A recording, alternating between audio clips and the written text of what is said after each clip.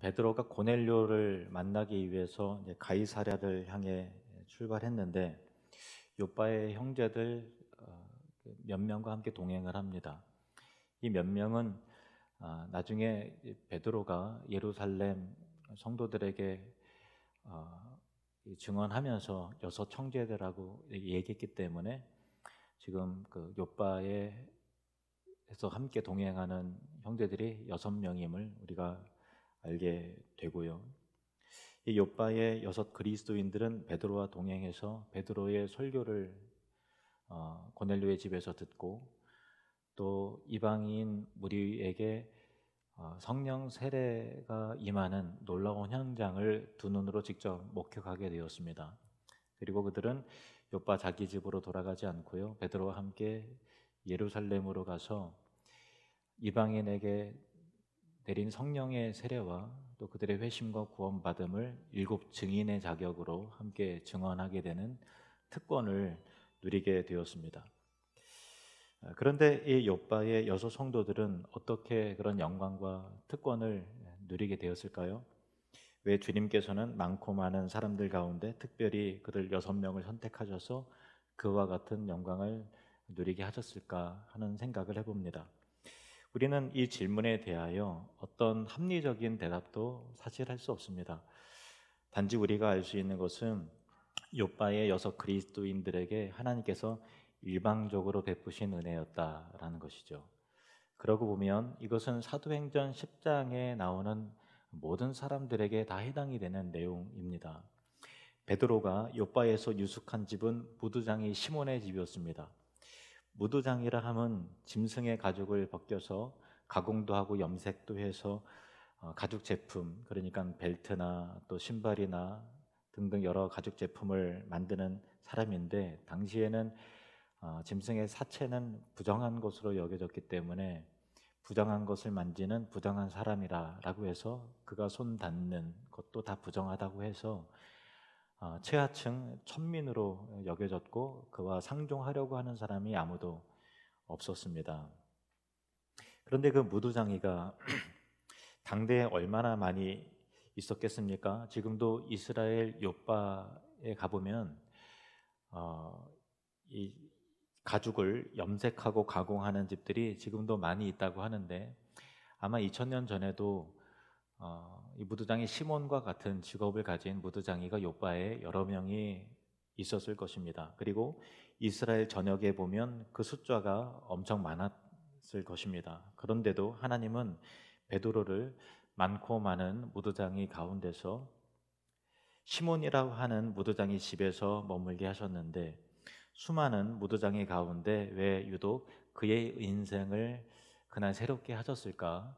그런 생각을 해봅니다. 2000년 전 지중해 세계를 다스린 로마 제국에는 군인의 수가 약 100만 명 정도 있었다고 하고요. 그리고 그들이 로마 제국 안에 또 흩어져서 여러 식민지들에 주둔하고 있었는데, 이스라엘 그 식민지에 주둔하고 있었던 로마 군인의 숫자는 약 6천 명 규모였다고 그렇게 알려지고 있습니다. 우리 성경으로 고넬료라 표기된 이 이름은 본래 코르넬리우스인데, 역사적으로 로마의 귀족 가문 중에 코르넬리우스 가문이 있었고요. 우리가 추측하기로는 이 백부장이 바로 그 코르넬리우스 가문의 한 사람이었던 것으로 생각할 수 있습니다. 그 많고 많은 로마인 가운데 또 그 중에서 수많은 100만 명이나 되는 군인들 가운데 하나님께서는 왜 고넬료에게 베드로를 친히 보내요 그러하여금 로마 제국의 최초의 구원받은 사람이 되게 하셨을까 하는 것입니다. 고넬료는 베드로를 청하기 위해 3사람을 보냈는데요, 그 중에 한 사람은 안전한 여행길이 될 수 있도록 호위하는 일을 맡은 휘하의 100명의 병사들 가운데 한 명이었습니다. 이스라엘에 로마 군인이 6천 명이 주둔하고 있었다고 하면 이스라엘에 파견된 백부장의 숫자는 60명에서 100명가량 되었는데, 그 많은 백부장 가운데 그는 고넬료 휘하에 배치가 되었고요, 고넬료에게 발탁되어 사도 베드로를 직접 만나고 그와 함께 잠도 자고 또 그와 함께 길에서 거닐면서 많은 대화를 주고받을 수 있는 특권을 함께 누렸던 것이죠. 그리고 고넬료의 집에서 고넬료와 함께 예수님의 복음을 듣고 구원을 얻는 최초의 사람들 가운데 한 사람이 어떻게 될 수 있었을까 하는 것입니다. 고넬료가 베드로에게 보낸 세 사람 가운데 두 사람은 고넬료 집의 하인이었는데요. 당시 로마 제국의 군인들은 전쟁 포로 가운데 어떤 사람들을 택해서 하인으로 삼고 임지가 바뀔 때마다 그 하인들을 데리고 다녔다고 합니다. 그 하인들도 로마 제국의 많고 많은 사람들 중에서 고넬료의 하인이 되었다가 베드로와 함께 잠도 자고 베드로와 함께 동행했고 그들 역시 고넬료의 집에서 베드로의 설교를 듣고 구원받은 성도가 되었다는 이 놀라운 기적을 어떻게 설명할 수 있겠습니까? 베드로가 가이사랴의 고넬료의 집에 도착했을 때 그곳에는 고넬료 한 사람만 있었던 것이 아니라 고넬료가 이 귀한 시간에 이왕이면 여러 사람들과 함께 베드로가 전하는 그 복음의 메시지를 우리가 들어야 된다 해서 그의 가족 및 친척과 가까운 친구들을 다 불러 모아놓고 함께 기다렸다고 했습니다. 그들은 어떻게 고넬료의 가족이 되고 또 혹은 친구가 되어서 이방인 최초로 성령으로 세례를 받고 구원을 받는 무리 가운데 한 사람이 되었을까요?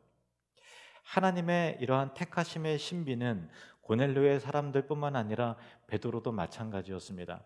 당시 갈릴리 바다를 둘러싸고 있는 마을의 성인 남자 대부분은 다 어부였습니다.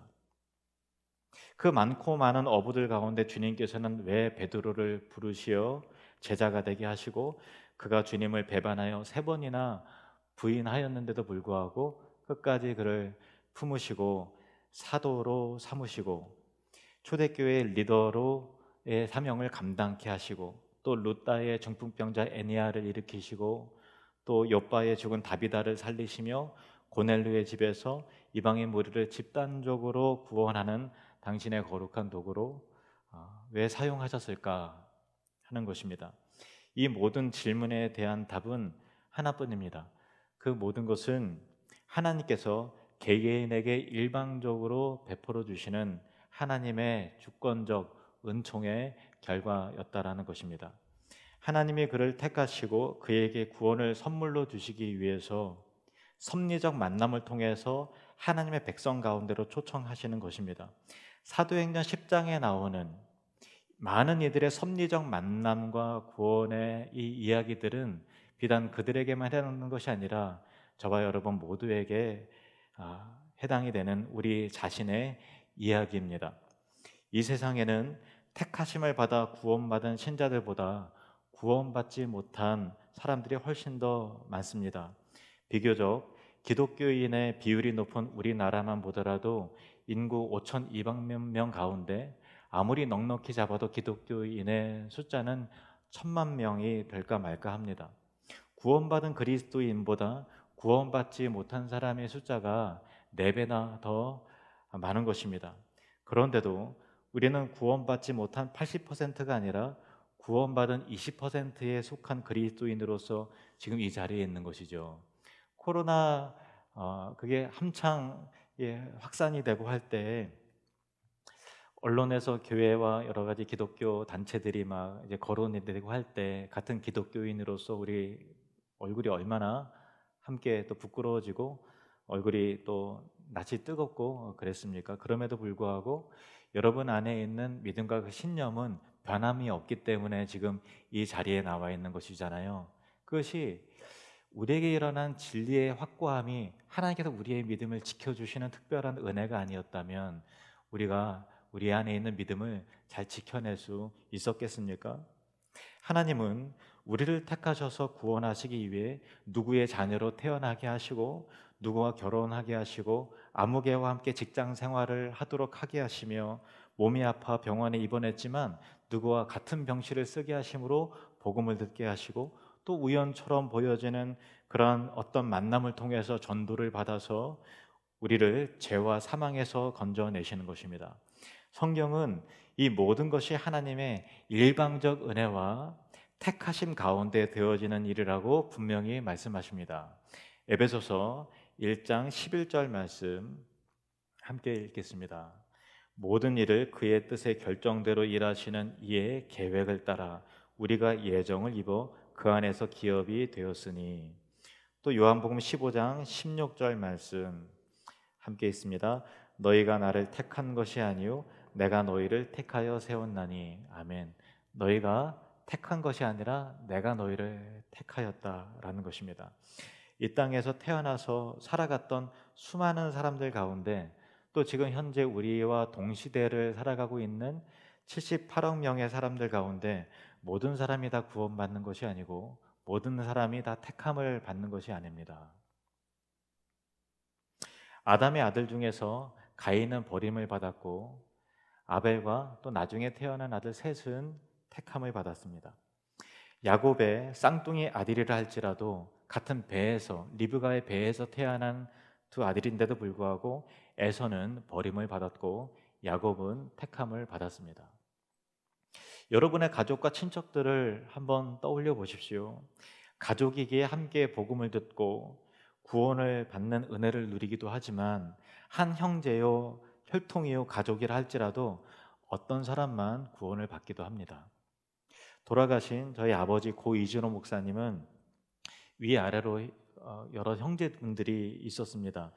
6남 1녀 중에서 넷째셨는데 대부분 결혼하시고 나서 그 이후에 젊으셨을 때 대부분 많이 돌아가셨습니다. 그런데 여러 형제들 중에서 고 이준호 목사님만 예수님을 믿고 돌아가셨어요. 그런데 왜 다른 분이 아니고 7명 중에서 왜 넷째를 택하셨는가라고 질문하고 설명하자면 합리적으로 설명할 수 있을 내용이 사실 아무것도 없다라는 것입니다. 저희 친인척 분들 중에서도 사람 자체는 참 좋으시고 인격적으로도 교양이 있으시고 훌륭하신데 아무리 전도해도 복음을 절대 받아들이지 않으시는 분들이 있습니다. 사람이 선하고 착하다고 해도 구원은 받는 것이 절대 아닙니다.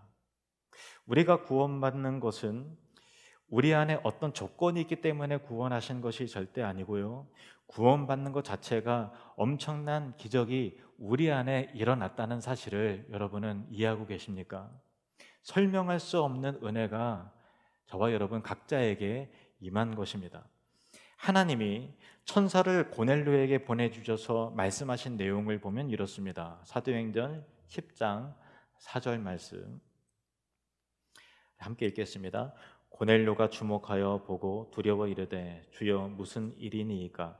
천사가 이르되 내 기도와 구제가 하나님 앞에 상달되어 기억하신 바가 되었으니.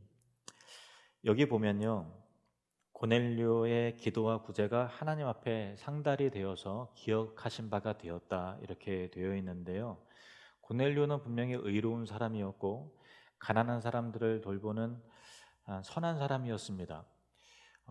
식민지 사람들, 이스라엘 사람들을 무시하지 않고 존중히 여기면서 그들의 어려운 형편을 적극적으로 살피는 그런 훌륭한 사람이었다라는 것입니다. 하나님이 그 구제를 어여삐 여겨주셨다는 것인데 때문에 고넬료의 행실이 구원의 조건이 된 것처럼 보여질 수 있지만 그것은 아닙니다. 왜냐하면 그의 구제의 삶은 그가 하나님께 기도하는 것, 내 구제와 기도가 하나님 앞에 상달이 되어 기억하신 바가 되었다는 바와 같이 그의 삶도 기도하는 사람이었다는 것과 병행이 되는 것인데, 그러면 우리는 이런 질문을 할 수 있죠. 그가 이방인으로서 어떻게 기도하는 사람이 될 수 있었을까 하는 것입니다.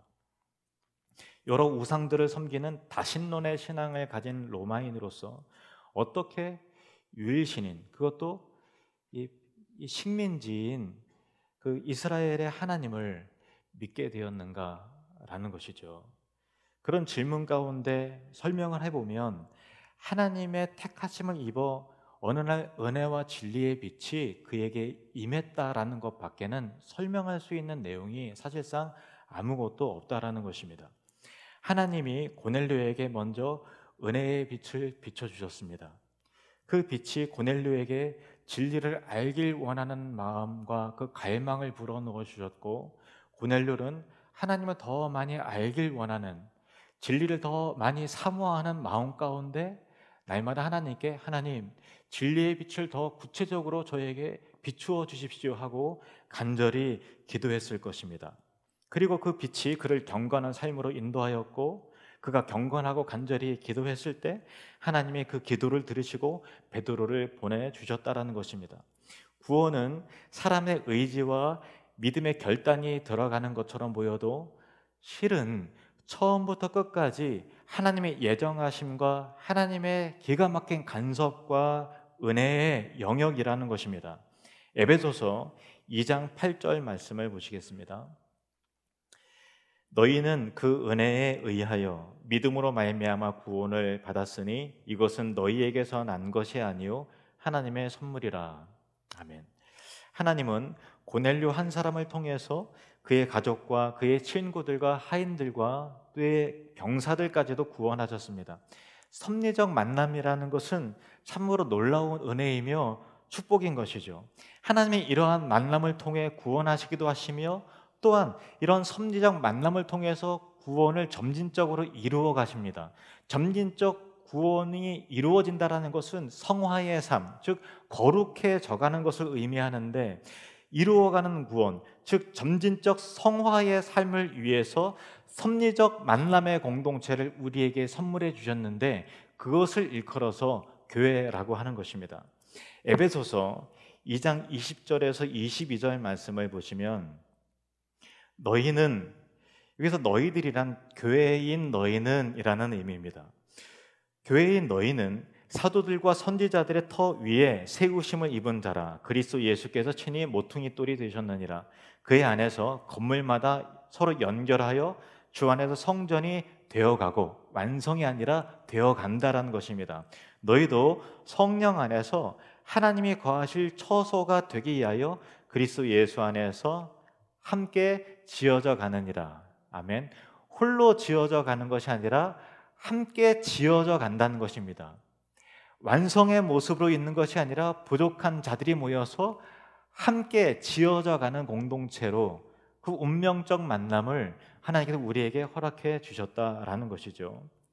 함께 묶어졌다라는 것은 어떤 것을 또한 의미하는가 하면은 우리 스스로가 굉장히 불편해진다라는 것을 의미하는 거예요. 서로 나 홀로 그냥 유튜브 보면서 신앙생활하는 것이 아니라 이 공동체적 묶임을 통해서 불편함을 감수하고 보조를 맞춰야 되고, 다른 사람의 상처를 끌어안아야 되고, 양보해야 되고, 친절을 베풀어야 되고, 섬겨야 되고, 도움을 받아야 되는 일들이 일어나게 된다는 것이죠. 성도는 교회 안에서 선포되는 말씀의 진리를 듣고 구원을 받으며, 교회 안에서 성도들과 함께 묶여진 관계를 통해서 믿음이 자라나게 되고, 함께 울기도 하고 함께 웃기도 하면서 그 가운데서 여러 가지 이루어지는 사건들 가운데서 거룩해져 가고 나의 모난 부분이 깎여져 가면서 그의 나라를 함께 세워져 가는 것입니다.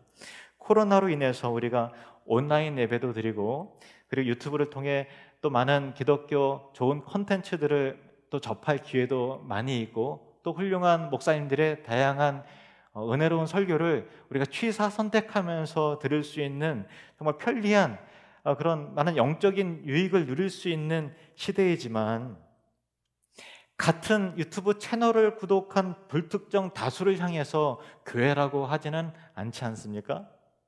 교회는 서로 유기적으로 만나서 사랑하기도 하고, 때로는 지지고 볶기도 하면서 도움을 주고받으면서 다양한 사건과 일들을 함께 겪어내면서 그와 같이 함께 성전으로 지어져 가는, 세워져 가는 것이 교회라는 것입니다. 그래서 여러분이 하늘누림교회를 만난 것은 함께 지어져 갈 수 있도록 하신 하나님의 섭리적 만남을 통해서 이루어진 것이기 때문에 이것은 절대로 우연이 아니고 여러분이 선택해서 된 것이 아니라는 것을 여러분 꼭 기억하십시오. 그래서 여러분은 이 땅에 머물면서 하나님께서 나와 묶어주신 이 공동체를 나의 영적 운명으로 받아들이고 소중하게 생각하십시오. 목숨을 걸 정도로 소중하게, 귀하게 여기십시오. 하나님이 강권적으로 거역할 수 없는 어떤 섭리 가운데 나를 또 다른 곳으로 옮기시면 그것은 할 수 없어도, 여러분이 하늘누린교회에 다닌다는 것은 최소한 어떤 마음을 가져야 하는가 하면은, 요람에서 무덤까지, 요단강을 건널 때까지 나는 이 사람들과 함께 가는 운명 공동체다라는 것을 반드시 인식하시고 가시길 바랍니다. 우리 전후 좌우를 한번 살펴보시고요. 마스크 썼지만 얼굴 한번 보세요. 부부끼리만 보지 마시고 앞뒤를 좀 살펴보세요. 어떤 사람이 계신지 살펴보시고요. 같이 따라오시죠. 우리는 죽을 때까지 함께 가야 할 운명 공동체입니다. 제가 여러분 요단강 건널 때까지 함께 하겠습니다.